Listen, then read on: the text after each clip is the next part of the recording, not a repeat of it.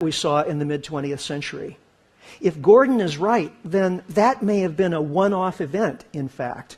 Oil, after all, is an amazingly powerful energy resource that has unique characteristics. It's energy dense, it's portable, it's unlike anything that we know that might be a substitute. And also, think of the power of the technologies that it unleashed, automobiles, air travel, and so on. Where's the encore?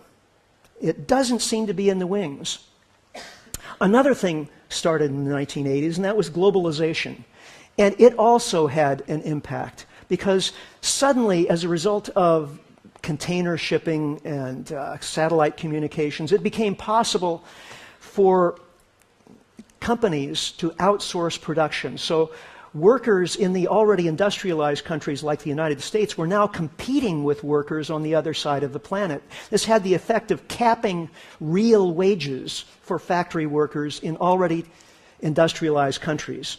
So in the United States, the average hourly wage in inflation-adjusted terms for factory workers is no higher than it was in 1973. So by this time, consumerism is 70% of the economy. And if people don't actually have more money in their pockets, how are we going to keep the economy growing?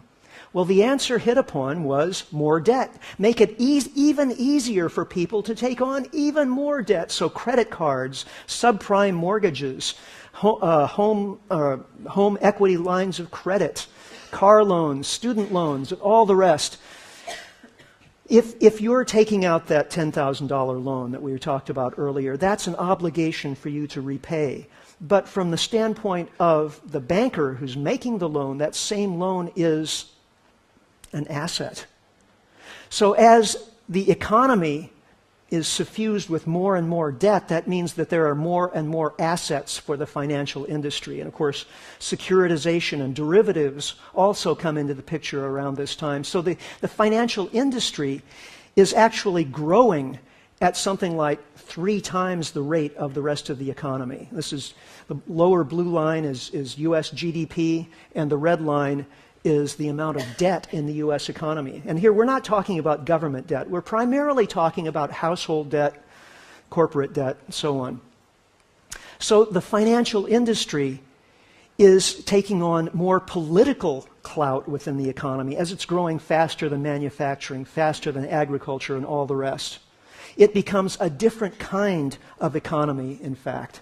Here's another picture of the same thing. And as you'll note, government debt actually was growing slower than household debt throughout this period right up until 2008. And what happens in 2008? With the housing crash, suddenly trillions of dollars of value disappear from the economy.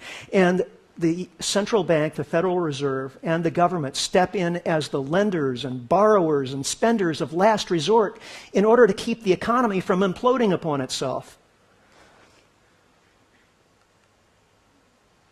You have a similar situation here in Australia with levels of private debt compared to GDP.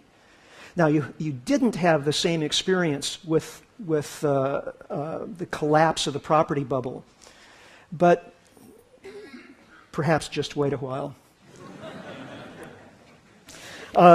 These were the words of my dear former